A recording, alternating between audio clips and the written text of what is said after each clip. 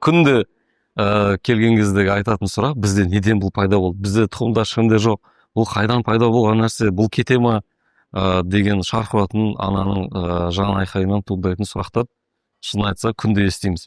Жалпы эпилепсияның жасына байланысты пайда болатын эпилепсиялар жалпы 3 топқа бөлінеді. Бұл фокальды эпилепсиялар тобы, бұл генерализованный эпилепсия топтары және эпилептический энцефалопатия, яғни бұл эпилепсияның ішінде ауыр топтамалар. Яғни фокалды эпилепсия топтары ол туылған күннен бастап, бірінші күннен бастап, ол кез келген жасқа дейін 80 жастың арасында кез келген уақытта пайда бола береді.